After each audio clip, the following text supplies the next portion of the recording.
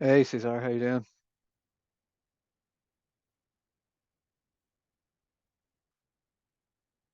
Can you hear me? Hello? Hi, Simon.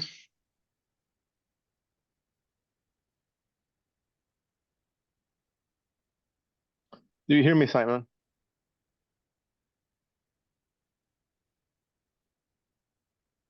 Hey, can you hear me? I do not. Um, Can you hear me now? I can hear you, but do you hear me? Yes, I can hear you now. Sorry, that was my end. How are you doing? Okay. But I'm trying to start my video, but it says I cannot because the host has stopped it. Oh, what do you mean? You're trying to share the screen or start the video? Use my camera. Oh, Uh, your camera. Okay. Oh, okay.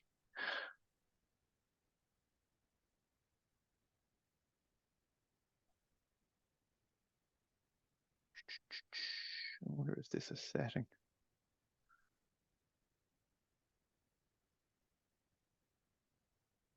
All right, give me a sec.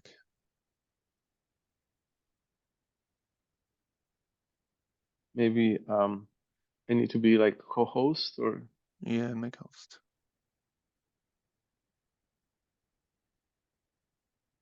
Did I try now? let me try it. There you go. Yeah. And presume I'll need to do something similar with Dan.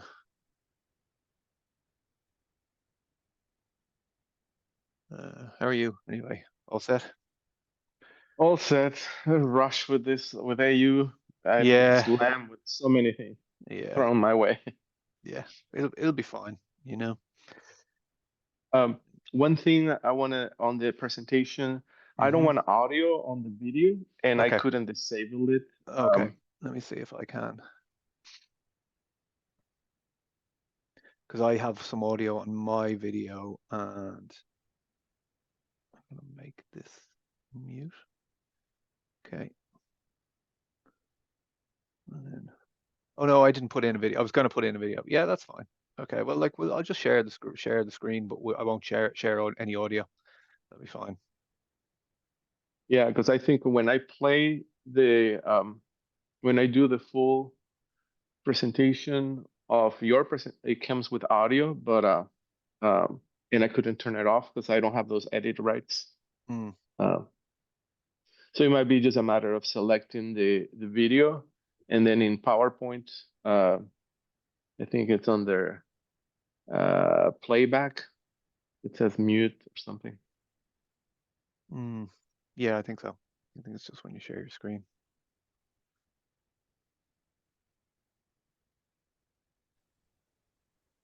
Hey Dan, how you doing? I'm well, thanks. How are you? Good, thanks. Looks like I can't start my video. Yeah, I had the same problem with Cesar. Hey, Caesar. Hello, hi Dan. How are you? I'm well, thanks. I think this week is crazy for everyone, right? Yeah. Yeah, today in particular, I have this webinar, and then I'm also, luckily, this was pre-recorded, but I have to be on for questions in 2 hours from now for Zoomtopia,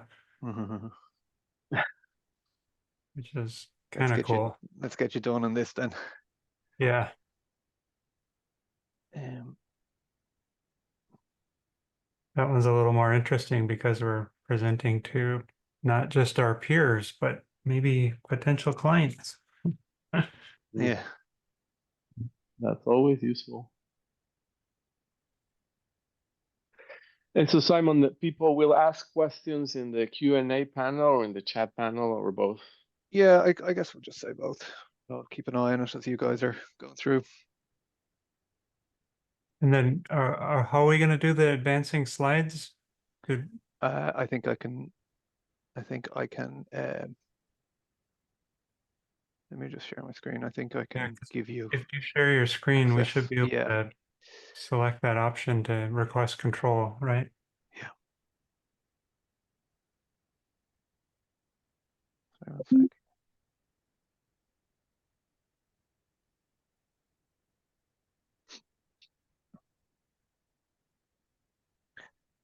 Oh, I think I set this up wrong. That I'm not a host now. I just made you the host, Cesar. Oh, Just make me the host again there, and I'll share my screen. Gave Oh, away the keys to the kingdom. oh man, I just I'm not a Zoom user, so that's a problem. all right. You are the host now. Okay.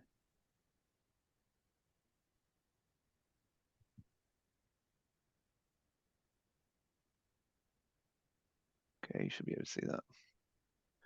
And then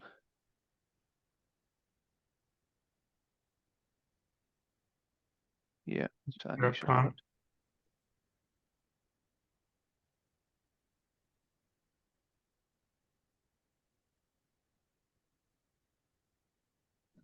Okay. So I advanced. Caesar, do you know how to request control? I do not. Where is that in Zoom? It's once Simon started sharing, his name showed up at the top, and you can click on the little dot dot dot button next to his name and Oh, select okay. request Request. control. I've had that kind of stop working suddenly, and so you might have to request it again in the heat of the moment, and Simon, you'll have to accept it again, but Mm-hmm. we should all be able to control the slide. So Caesar, if you click on the slide just to make sure that area is active, and then um, do like the right arrow key, or I can't remember if it's down or right. Yeah. That should work. We should all be able to see it advance. Like for me, it doesn't seem to be working again anymore, but it'll be easier for us to do our own than to sit there and keep saying next, next, next. Definitely. So once it gets there, if it's not moving for me, I'll just request it again, and Caesar can do the same. Okay, I am. I think I am able to move it. Let me see if it. And it doesn't matter to me, but I still can't turn on the camera, so it's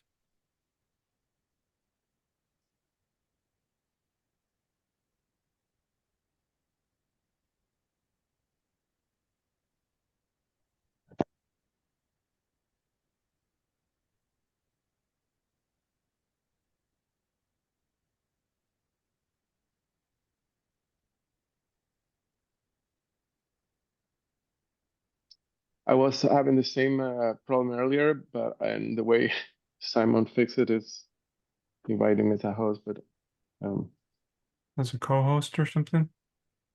yeah, Yeah, I'll make you the host. I think you need to make me the host.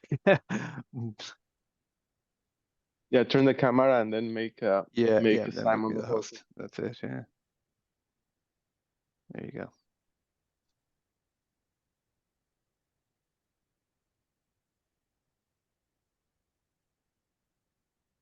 All right. Okay, cool.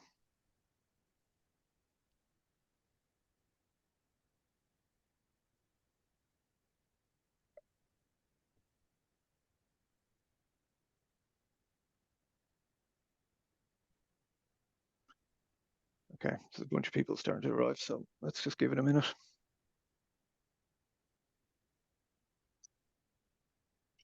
Can you guys still sort of see the screen? Okay, yeah.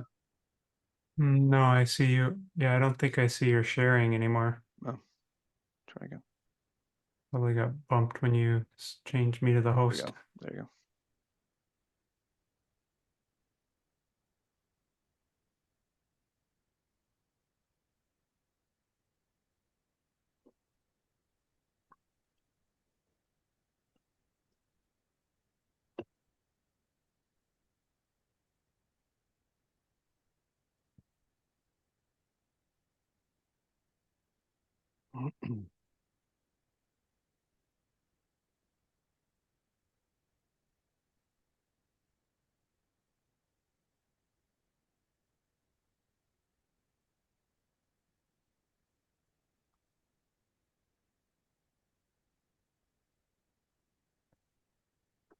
Okay, we'll just give it one more minute for people to arrive.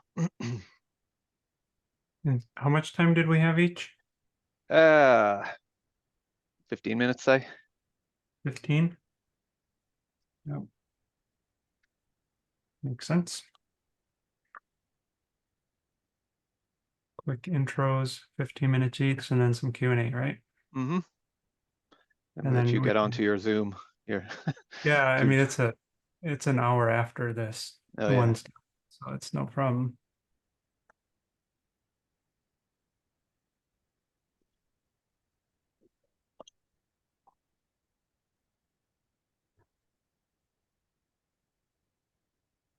Okay, I think we might get started, guys. Yeah. Sounds good. Yeah, so there's a bunch of people just come in. Thanks everyone for your time. Thanks for joining. Really appreciate you attending the webinar this evening or this afternoon or this morning, wherever you are dialing in from. Simon Whelan's my name. I'm joined by Cesar from Autodesk and Daniel Stein from Lake Flato. They're going to introduce themselves in a minute, but we're going to walk through just a webinar on optimizing your building envelope design and workflows from Forma to Revit using FenestraPro. We'll be talking about Forma, we'll be talking about FenestraPro, we'll be talking about Revit, and we'll be talking about, you know, Dan's experience, I suppose, in industry as a designer and a digital design director. Just to give a quick intro to myself, I'm one of the founders of FenestraPro. I'm based in Ireland. FenestraPro are based in Ireland. We develop facade design applications, really for, as I said, for Autodesk platforms, Revit and Forma, particularly we're Autodesk ADN, Autodesk Development Network members, we're AEC industry partners, sustainability tech partners, a whole host of partnerships there with Autodesk particularly. And I suppose my experience with FenestraPro came from a number of years in practice at an architectural firm and starting to specialize in environmental design and, you know, around facades, etc., and the impacts on the building energy performance. Hand over to you, Dan, and you can just give a quick overview to yourself. Thanks, Simon. Hi, everyone. I'm Dan Stein. I'm the Director of Design Technology. I lead the research program, and I'm also part of the design performance group at Lake Flato Architects, an award-winning, top-ranked architecture firm in the US. In 2019, Architect Magazine ranked us the #1 architecture firm in the US. I teach graduate architecture students at university. I've written several textbooks, including the #1 Revit textbook in North America. I'm on the AIA National Committee on the Environment Leadership Group.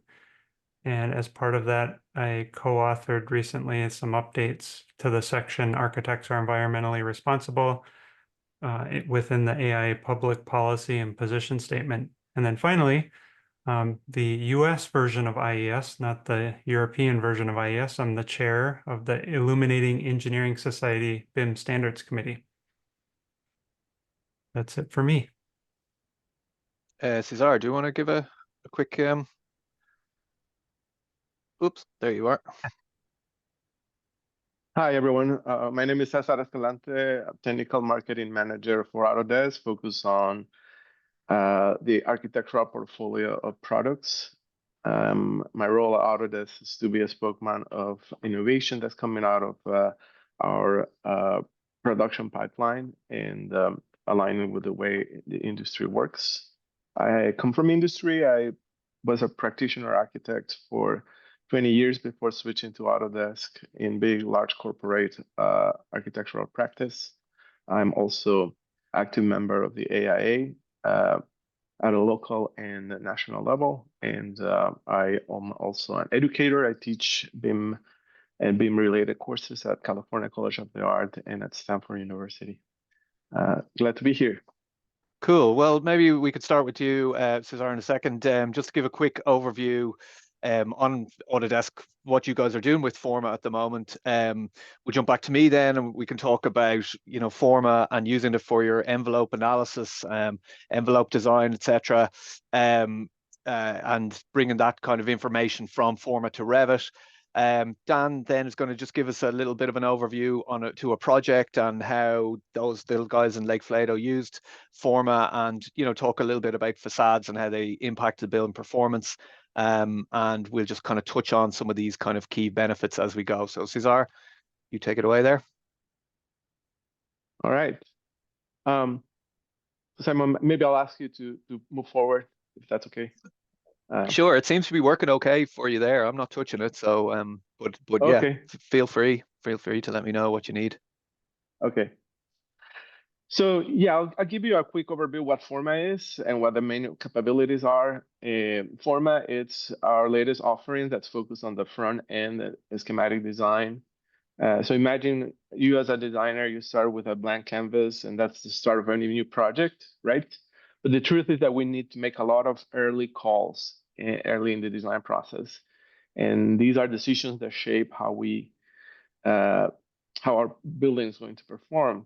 And sometimes making a lot of those calls without a lot of information, it's a challenge. So during early stage planning, when the design is fluid and architects can make choice quickly, that is when we really need the data to support key project decisions. And these decisions have lasting consequences in the detailed design and construction, and even into operations of the building. See next slide. So the stakes are really high. According to Skanska, more than 50% of residential project value can be realized in early stage design phase. Key decisions made at this point, such as massing and layout, have lasting consequences. And as the design progresses into later phases of the design, those fundamental design choices become very difficult to change without a lot of cost associated with that. That's basically one of the premises of BIM. And so in pre-design, architects and planners need to navigate a large collection of constraints and complexities for a full project. These constraints come from everywhere: owner and client needs, zoning and ruling restrictions and regulations, environmental considerations, financial elements, and a lot of aesthetic criteria, including things like what are the cultural constraints, historic preservation, neighborhood constraint, etc. So evaluating this trade of multi-dimensional variables in a pre-design timeline, it's done a lot by architects' intuition and experience, and a lot is done by simple trial and error. Sometimes the answer to the equation is not as simple, and the lack of information at the front end really it's a risk in when configuring the right solution.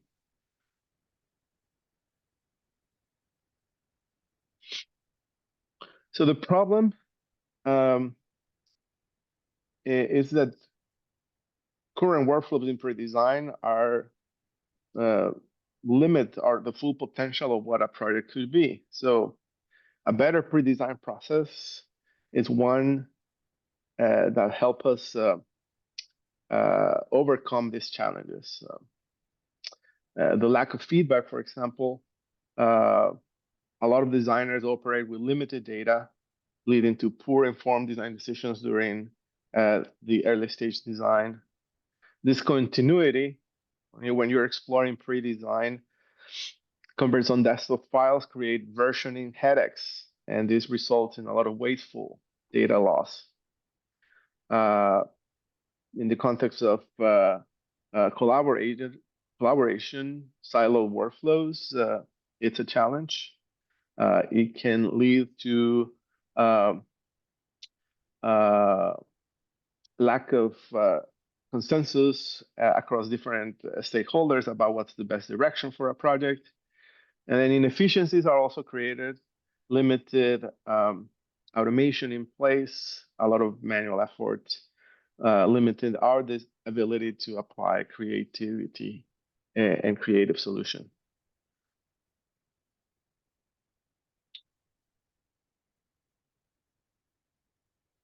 So Autodesk Forma, it's a cloud service that offers a powerful AI-powered tool to architects and designers working in pre-design and schematic design. It allows you to rapidly set up a site with real-world contextual data and model complex 3D design in just seconds. You can explore a wide variety of concepts and evaluate their performance, their sustainability, and living qualities. So you focus on the outcome. And you can continue the design process with main authoring software like Revit, Rhino, and AutoCAD. Let's review some of the main capabilities.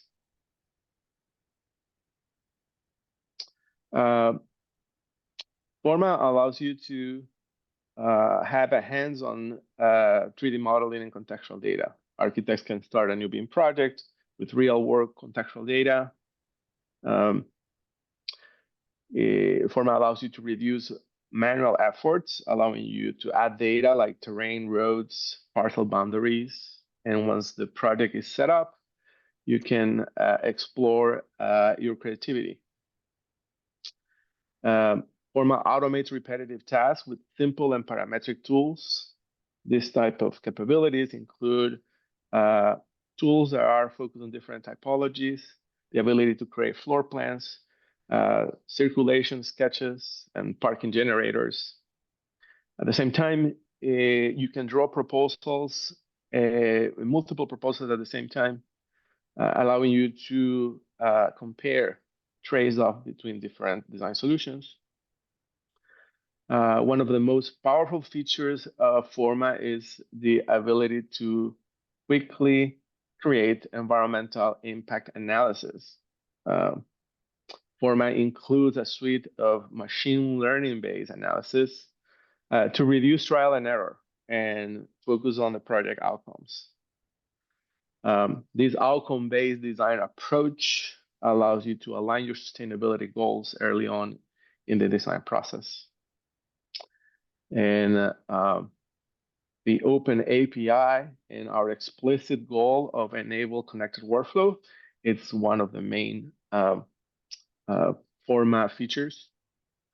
Architect can sync their work in connection with other main authoring platforms like Revit, and these allow you to use both Revit and Forma at the same time, create analysis validation in Forma, and continue detailed design in Revit.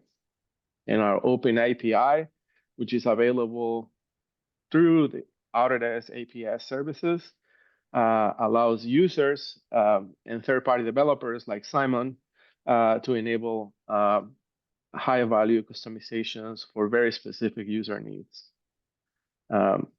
These extensions are available via the Forma Marketplace, and later on, Simon will go over how that works with FenestraPro. All right, the next one. If you could help me, Simon. Sure. All right, this is a quick overview of the capabilities, Forma capabilities. If you don't mind playing the video. Oh, sorry. Oh, try that again. Oh, there we go. Thank you. So imagine starting a new project with Autodesk Forma, and you create a new site that is very straightforward. It's just a few clicks. Once your site is initiated, you can order contextual data, such as topography, roads, 3D context, making sure that you have all your environment data at your fingertips. Then you can get a 3D terrain of your site. This allows you to visualize and interact with landscape, making informed decisions. You can place your referential data, bring 3D files, OBJs that integrates with the model. You can sketch buildings with detailed floor plans. configure different type of house typologies, use the 3D sketch to mold your ideas, and create generative concepts, explore design possibilities. Forma supports your creative process every step on the way.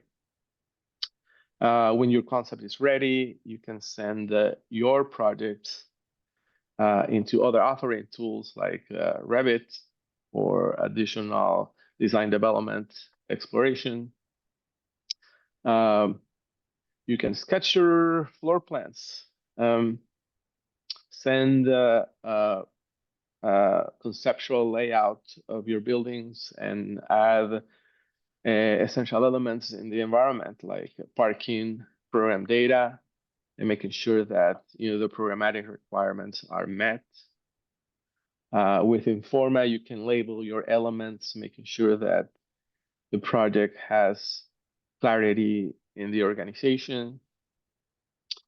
And then lately, one of the latest features we introduced is the Forma board, which is like a infinite whiteboard that collects the aggregate thought process of design, collaboration, and communication between stakeholders. You can compare different design analysis, perform real-time rapid analysis, make quick informed decisions, SOAR analysis, win analysis, win comfort index. We have made a lot of improvement in our noise analysis capabilities. And lately, we introduced carbon analysis and continue developing more of these tools that help you inform your design decisions as they occur. You can enhance the capability with custom automations, and we partner with companies like Simon's to create robust third-party add-ons. Next one, please. So that's in a nutshell what Forma is. Forma reduces manual and repetitive tasks, allowing you to get more free time, improves the overall design quality, and helps you integrate more easily with stakeholders in planning and pre-design workflows. Next one, please. With Forma targeting the early stage design, we're making the bridge into make connections with a full end-to-end solutions portfolio. And beyond Revit, we are unlocking data connectivity. That's a big part of our design tool principles, and connect with a vast array of the ecosystem of Autodesk products. The last couple of slides. Next one, please. Right now, Forma is available globally, and there are different options of accessing the tool as a standalone service, as part of your enterprise plan, or as part of the AEC collection. There's also a free 30-day trial if you want to play with it. Go to our website and start playing with it. And if somebody in the last slide, please. If you are interested in developing extensions or plugins that extend the power of Forma to very specific needs, you can access the Forma API developer guides. There's a QR code that connects you there. And with that said, I'll hand this over to you, Simon. Thanks, Cesar. Yeah, that was really good and really interesting. I think, like, you know, a key part of what you were talking about is some of the benefits, and like that 3D modeling capability, the real-time analysis, and those connected workflows with other third-party tools like ourselves, but also within Autodesk platforms like Forma and Revit. And that's kind of what I wanted to talk about and kind of pick up on that. Just to give a little bit more context with what we do. FenestraPro, we provide software solutions, I suppose, for facade design, looking specifically at your facade and your envelope, both the geometric design, but also the specification of your envelope components, glazing specifications, etc., to really try and optimize your energy efficiency and reduce that carbon consumption. So we provide a number of tools, relating to what Cesar was talking about. We provide FenestraPro envelope analysis for Forma, which is an extension for Forma. I'll go through now in a second. That allows us to, within that early stage conceptual, environment, let's just say, of Forma, allows us to generate glass to wall ratios, understand the impacts of them, configure that glazing, and distribute it around different orientations or different facades relating to, sun paths or shading from, the surrounding buildings or the urban environment, etc. We're able to select early stage envelope construction types based on a number of parameters and apply those to our Forma model. We can check code compliance in any particular region that you're in, a particular country or state, for example. We can identify what codes are relevant, and we can start reviewing thermal heat gain and daylighting performance and see how that relates to your code compliance. And a big part of what we're doing, which I wanted to kind of talk about today, is the integration with Revit and applying detail families in the Revit environment that, that directly syncs with the, early stage decisions you've made in Forma. And I'll walk through that workflow in a minute, because then FenestraPro for Revit then is our more detailed analysis tool. I suppose within that more detailed Revit analysis, we can again generate glazing, whether it be windows or curtain walls, optimally, I suppose, in terms of like how do we manage heat gains and how do we optimize in winter months versus mitigating that there isn't an overheat in summer months, for example, applying shading or different types of glazing, etc. And again, understanding how you are complying or checking or meeting code. Again, we can understand heat loss performances, thermal performances, passive solar heat gains, and daylighting performance. And again, accounting for shading, whether that be from surrounding buildings or shading strategies, shading devices, how all of those things are going to impact those different performances that directly relate to your energy performance. And really what we're trying to do is improve that design process, right? Like Cesar talked about a little bit there in the context of Forma, but being able to make decisions quickly, iteratively and early, and really understand what those decisions mean to the energy performance of your building. In FenestraPro, we're big believers in what's measurable is manageable, and being able to see this data in real time, whether it's in Forma or in Revit, really helps a designer understand what decisions he or she is making. So the workflow I want to kind of go through very quickly today is this kind of Forma to Revit using FenestraPro workflow. Obviously, there's millions of things, lots and lots of features and benefits, particularly in FenestraPro for Revit. It's a much more complex tool, I suppose. Not going to go through them all today, right? There's plenty online. Please do feel free to reach out to us at any stage. But we're going to stick to this kind of Forma to Revit workflow relating to your envelope. So what we're going to do is I'm going to jump into Forma. We're going to use envelope analysis just to get some, early stage insights into window to wall ratio, into the impact of code, into, construction types. Then we're going to use a piece of functionality that we have called FenestraPro Connect that allows us to send it directly from Forma to Revit and applies detailed families in Revit relating to the decisions you've made around your window to wall ratio or around your construction types. And we'll just have a very quick look at that. And then we'll look at FenestraPro more generally, how it allows you to check and audit, visualize, resolve your energy analytical model in Revit, which improves both your use of FenestraPro, but also things like Insight or Revit systems analysis or energy optimization, etc. So we'll just kind of touch on that very briefly. As I said, not going to dive into it too deep. This is just kind of a very quick overview, right? So as I was talking about the extension marketplace, look, we have a very simple building set in located in Norway, I think, in Oslo, that we want to analyze. You can find FenestraPro along with lots of other extensions in the Autodesk App Store. You just go to your extensions and add an extension, and we'll be here. FenestraPro envelope analysis, as I said, there's as Cesar said, even there's lots of other extensions, and that's growing all the time. So it's literally just a add, and and it lands in your project.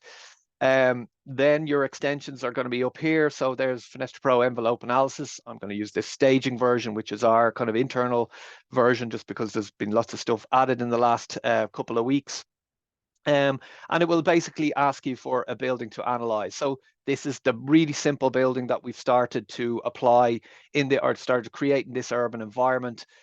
For the purposes of the day, just a very simple building, right? Nothing too made, 5 or 5, 6, 4 or 5 stories. Pretty straightforward. But FenestraPro supports all types of buildings, very quick to use on, whether it's big, small, curves, whatever type of building. So as I said, it's going to locate this building is in Oslo, and it will identify 2 codes that we have in our database. I'm not a Norwegian code expert by any means, but Norway TEK 17, residential or non-residential, as the case may be. This probably is an office. At the outset, let's use these code benchmarks, right? So it's going to apply properties to your wall construction, your roof construction, based on the U value required to meet this code, okay? So a U value of 0.22 for your wall, or a U value of 0.18. We're going to change that in a moment. We're going to start looking at the model properties, right? But we'll get to that in a second. We can then start adding a window to wall ratio, right? So just a total for the entire building. Let's say that's 50%. That's going to update some of my calculations, and what you'll see happening is just very quickly it's going to render a really simple kind of 50% window to wall ratio onto every surface, every facade of my building. That will then start giving us some metrics. My overall U value, based again on these values, these thermal performances, average heat gains within the space, average daylighting within the space. We can start seeing some areas, glazed area, wall areas, roofs, etc. But then we can also start looking at some values, right? So we'll see some internal heat gains across each facade, of the building, or even looking at by orientation. And we'll also see the percentage shading. So this is a percentage of sunlit hours onto each facade. So obviously in this urban environment, there's quite a lot of shading to some of these kind of, some of these facades across the street and whatever. So there'll be a high level of shading, which of course will impact daylighting, heat gains, etc. So again, what's measurable is manageable. Being able to see that and understand it allows us to make some kind of informed decisions. I do probably want to start looking at individual facades, though. I don't want 50% everywhere, right? So, I can start isolating individual facades and start looking at them, individually. So start looking at the values of this particular facade to whatever it was, east, southeast. January, my heat gains are this, grown to, a little higher during the summer, and back, quite low again during the winter. Again, my shading, seasonally, I can see it. So again, just very quickly, I can start making decisions, but I can also start manipulating these facades. So let's say these like northeast facades, I may want to say like, well, whatever, for whatever reason, there is 0, percentage shading on these, so I can change each facade as I go, and apply those, and my model will update. It will change then from total 50% to something lower, because remember, I have 50% on loads of facades, but 0% on these 3 facades that I just changed. Okay, so you can get into, as I said, the geometry, and you can even add shading devices as a simple piece of geometry, and FenestraPro will account for that and show the shading and reduce your heat gains and your daylighting. Construction types, As I said, we were using the code benchmarks based on this non-residential Norwegian code, but we may want to model some properties, okay? So I'll select the model properties, and FenestraPro offers just some really simple construction types, okay? So again, the Norwegian code says, I can't remember what it was, but the wall construction, I think it was 0.22, something like that. In this case, we have a concrete masonry unit applied to that wall, which is a U value of 0.5. So let's change that and apply, you know, this EIF exterior insulation. We can change the roof to a built-up roof. We can change the window to triple glazing, etc., etc. And we can apply those and again, just see the impact on code. So now my wall is probably compliant, but my roof is still non-compliant. My windows are compliant. But again, you can see my U values in total has changed. And, you know, you can really start just kind of playing around with individual facades.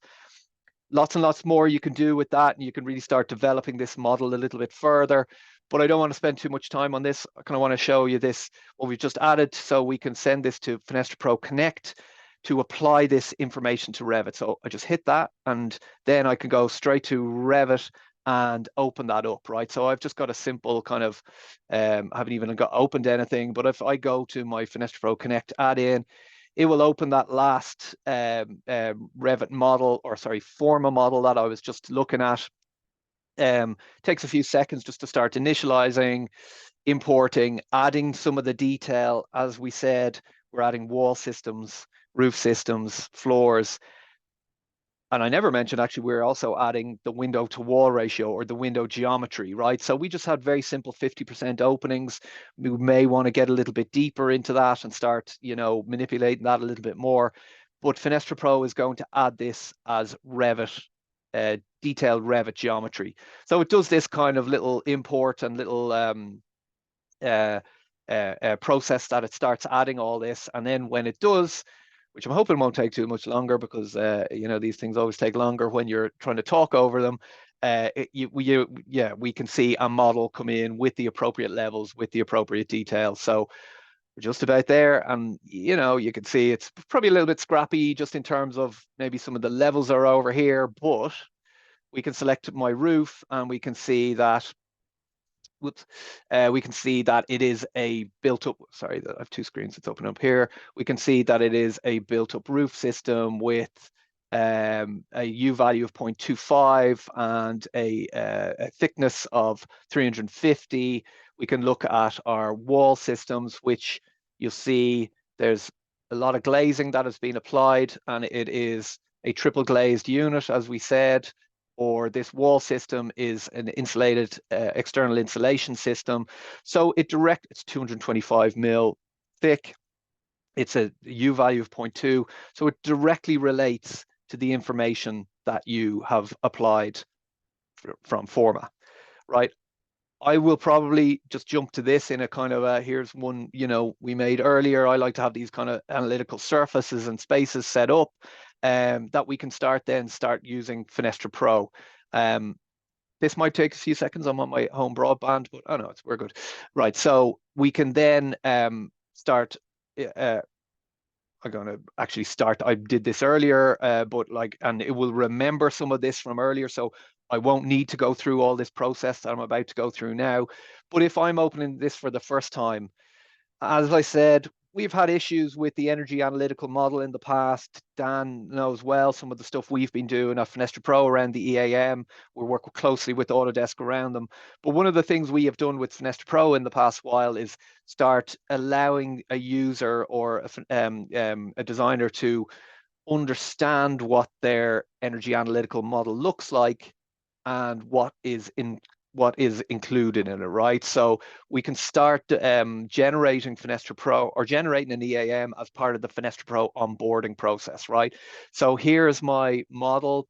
I can start checking that model. So I can start looking at analytical spaces, analytical surfaces within the model itself. And I can start seeing, well, are all my analytical surfaces there?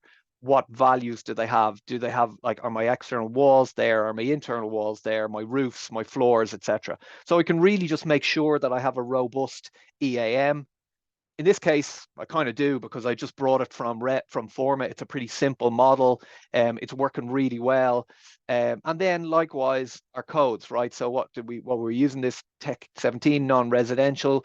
We're going to use that and apply the codes that I want to use for that location, as we did earlier.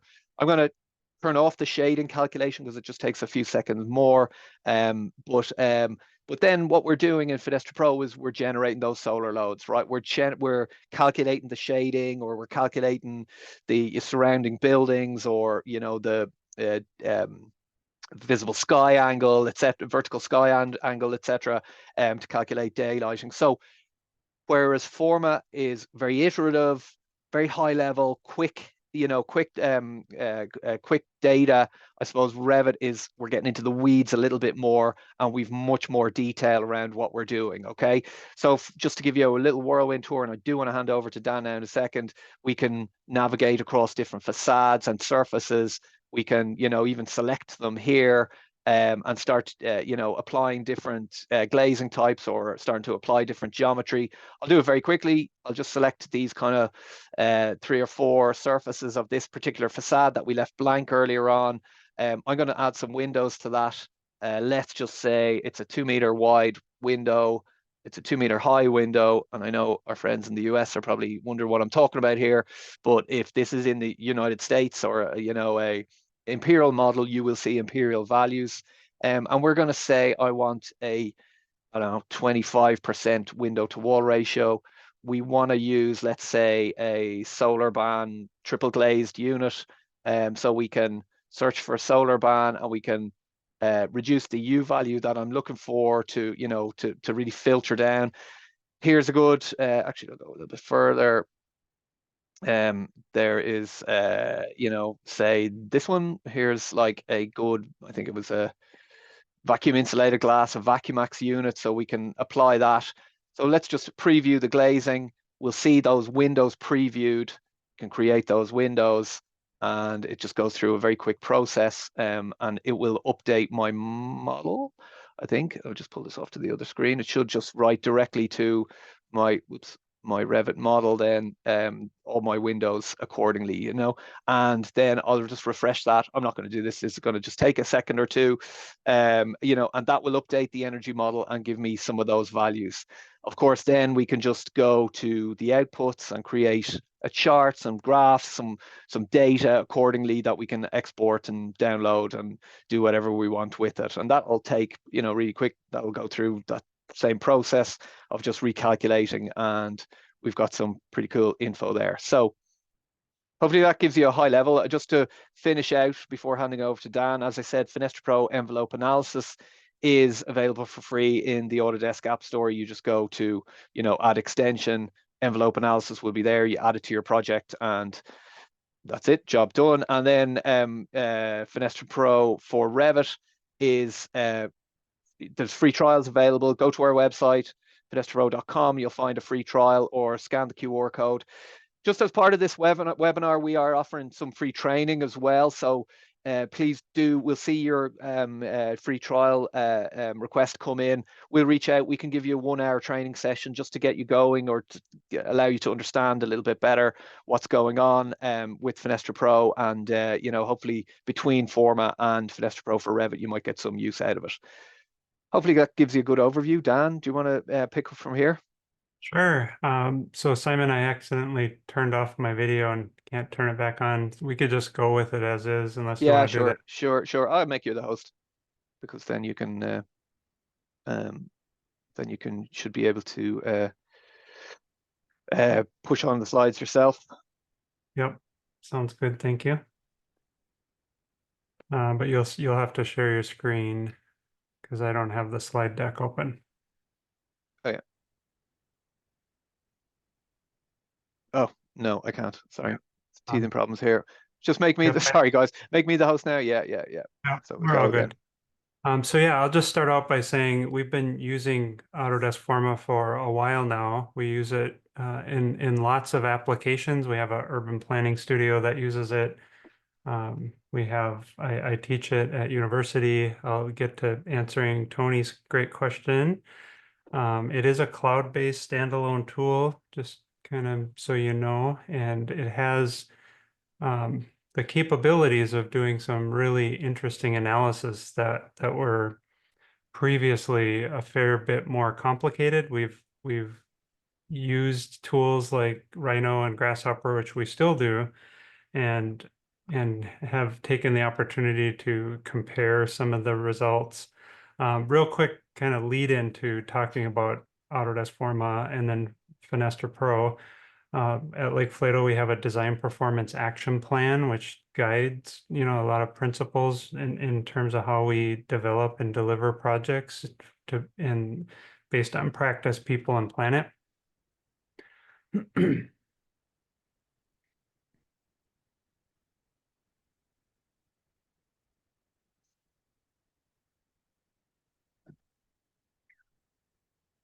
Right, there we go. Little delay there in the arrows.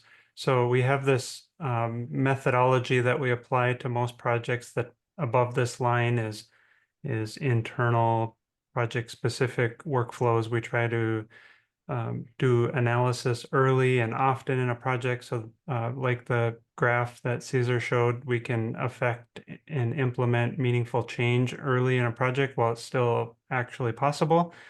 Below this line is client-facing activities where we're meeting with the client and the extended design team early on so that we can all agree. We can, first of all, pick and all agree on the goals and certifications, and then try and all work towards that end throughout the design process. Here's a similar graph showing that idea of critical design decisions being more effective early on in the process. And so one of the projects that we used Autodesk Forma on was related to our own office remodel, where we recently achieved WELL Building Platinum certification.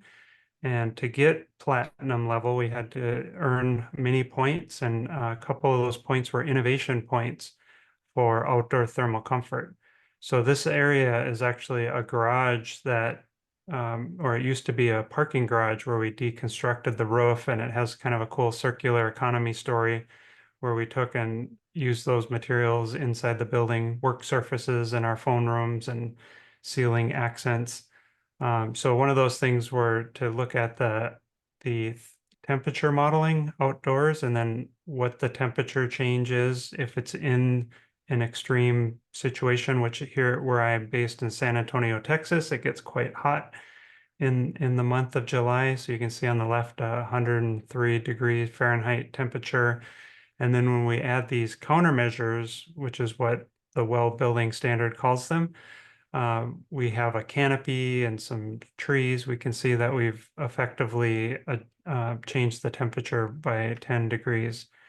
These graphics that you see here from Forma were submitted as part of the report that helped us achieve this.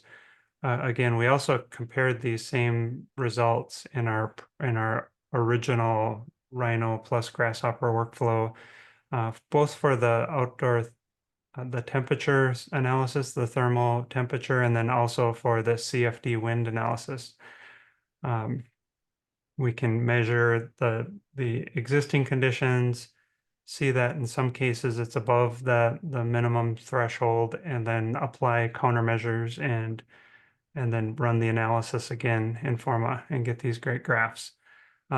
Tony had asked a good question in the chat about he teaches and he uses Forma or can you use Forma in the classroom? And I'm actually giving a presentation on that very topic next week at Autodesk University in San Diego, where I'll be showing how I actually teach Forma in a college program. I teach graduate architecture students at NDSU, and some of the ways in which it can be used. And it is free and accessible to students. Not all of the Autodesk Cloud offerings are free to students, like hosting a model in BIM 360, but this is, and it's a fairly resource intensive thing to do a 30 to 90 minute CFD wind analysis, for example. So it is a great thing that students have access to this. And some of the ways we use this, I'm going to kind of step through here. They're outlined here, but I have some slides to show this. we can look at an existing site and do some analysis on it before we even impose a design solution. So this project in July in Fargo, North Dakota is 85 degrees roughly. We can do a quick existing conditions for the wind. If our design solution is actually creating a wind tunnel or some uncomfortable condition, we want to actually be able to compare before and after, not just our own design solutions and changing it. Here's a proposed building, and the wind analysis that you see showing up here, basically the comfort scale, is an AI-based result. So we can add these little low walls that you see pointed out there, these little artifacts, and in real time see how they're affecting the wind analysis. Again, this AI-generated wind analysis of the existing conditions, it automatically will use a local weather file, an EPW. You don't have to pick one, but it's noteworthy that you can upload a custom .epw file, a Energy Plus weather file. So this allows us to start to incorporate things like future weather data. Here's the wind streams, which is really interesting to look at, but the previous comfort scale is probably a little bit more useful. A new thing that we've been using a lot now that it's so readily available is the traffic noise analysis. Forma, when you create the context model, so you pick an area like Caesar showed, and it automatically brings in all the existing buildings. They're not always to the right height, so we have to double check those sometimes, but we can select the center line of a road, and if it's not already there, we can specify the miles per hour. And then another value that's in my experience is never there. We have to enter the average daily traffic number. So how many cars on average go on that road in a day? And then when you run the analysis, first there's an AI version that's doing it in real time. And then you can see the blue button on the right. When you hit the 10-minute analysis, it'll project a heat map onto the ground and the facade of the building in decibels to tell you how much noise is being created. So one of the great things about this entire ecosystem is it's not just a Autodesk tool set. It has the opportunity, as Simon just showed, to integrate tools like FenestraPro. So here's just sort of a busy slide showing a lot of interesting tools within FenestraPro, within Forma. But now I'm going to actually quickly show you a good, better, best scenario. This is where the, doing different design options early in a project where you can still make big, meaningful changes comes into play. So I just picked an arbitrary site in this hot Texas climate that I live in, South Texas, here in San Antonio, downtown. You can see there's some large adjacent buildings. And then I'm going to just iterate through a sort of good, better, best scenario. And in the upper right, we notice that the east orientation has kind of the biggest problem with solar heat gain. So we're going to make some changes to get to the example on the right, but we're going to step through three options, the three buildings in the lower right. Arguably, the good option isn't good to begin with because a full, 100% window to wall ratio is just no longer considered a good option. We can, as architects, we have the opportunity to dial in the envelope, the passive strategies, and one of those ways of doing that when we get to the better option is dial back the glazing, so going from 95% to 50%, and then ultimately on the right, that 50% changing the glazing type and adding shade surface, whether it's a sunshade or a balcony that's doing sun shading. So here's just drilling into the some of the results that you can get out of FenestraPro. I created this sort of L-shaped building, extruded it up 18 stories, 12-foot floor-to-floor height. And you can see if we just look now, the previous graphs were for the all facades averaged. Now we're just dialing in and looking at just the east facade, which had the most problem. And here's the month breakdown. Maybe in the winter in Fargo, North Dakota, where the university is, where it gets minus 40 degrees, which is the same for Fahrenheit and Celsius. Maybe we want more solar heat gain in the winter months. But here in Texas, we definitely want to knock down those reds in the summer months. And so you can see by switching to 50% and doing an analysis, we've got rid of the reds. The average solar heat gain highlighted at the top is 8. And then if we add the shade surfaces, it drops down into 7. And then here's the shade. Simon mentioned this earlier about adjacent buildings, but the shading is also affected by self-shading of your own design shading itself. This east facade is just wide open. There is no self-shading. So the good and the better have no shading. We add those balconies or sunshades, and now you can see we have a significant amount of shading that's happening throughout the year. And then here's sort of a final example. Notice on the left, we can create these things called proposals. So the context model stays the same. Well, actually, there was a small existing building that maybe needed to be demolished that can still be there in the existing conditions proposal. But I created a code version, which would be what Simon mentioned. You can actually just get a quick snapshot for your project location, which is super helpful, I think, for a firm like Lake Flato is working all over the US, and there's lots of codes that come into play. Just to have a code version of the proposal and see what the minimums are right there in FenestraPro, and then do a good, better, best analysis. And the main thing that's different in the best option is that there's some extra geometry added. And then a final kind of shameless plug, Autodesk I sponsored a series of videos that I created on YouTube about 6 months ago. And they feature another add-in, actually an embodied carbon tool that is sort of a partnership with an architecture firm in San Francisco called EHDD Architects. And they have this standalone tool, sort of like FenestraPro is a standalone option, called Epic. And the database behind Epic is C-Scale, which is a machine learning sort of AI tool based on real world building stock and embodied carbon data. And so in Forma, if you extrude a building and pick these handful of really simple options about the structure and the type of building, you can see the total global warming potential or embodied carbon information for that building as concrete, steel, and mass timber. And that's it for my segment. That was really great, Dan. Thank you very much. It was really interesting to see your case study using FenestraPro, and on I do worry about like the reaction of building on a parking lot in Texas. I think that'll raise a few eyebrows, right?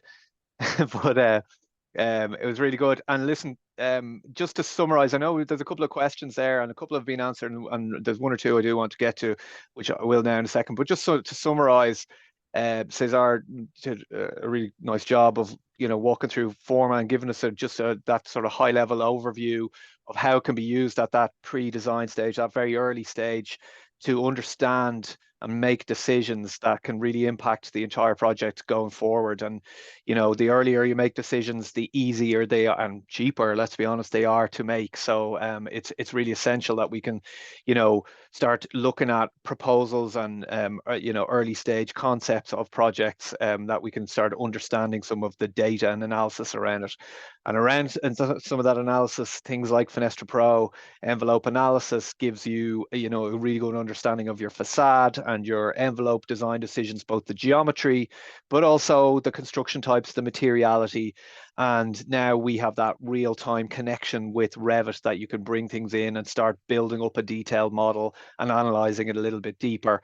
And Dan talked about some of that adoption that firms like Lake Flato are undertaking at the moment. And I think adoption of innovation like things that we are doing is really essential moving forward, just to improve our processes, but also to improve the energy efficiency of the buildings that we that we designed. So at that, I'd like to say thank you. I just want to. There's a couple of questions. If there's more, please do drop them into the chat, or feel free to shout. Tessa, thanks for joining. Good to see you. She was asking which codes are available in FenestraPro. I used to use it in my former office and curious if more jurisdictions have been integrated. The short answer is yes. There's been lots of codes added, and we are always adding more. Two things you can do if you don't see the code that you want to see is reach out to us. We're always happy to add things in, generally for people to see, but also you can through the FenestraPro data management platform, you can create your own code, particularly in Revit. So if there's a code in Spain or in, Sweden or whatever that might be, you can create that yourself, give it the appropriate name and whatever. But we always like to hear from people, so please do reach out. And Tony's asking, can FenestraPro export to SBM format for Part L compliance? I'm presuming, Tony, that is in an Irish context. We don't export and integrate with SBM as such, but there's lots of ways you can export a lot of the data that you will be using to put into SBM. For example, areas of zones, areas of surfaces, areas of openings, the properties of all those different surfaces, etc. So there's lots and lots of different ways that you can do that as you go. Anything else? Any other questions or anything, Cesar or Dan, you want to finish up with just before we tie up tonight?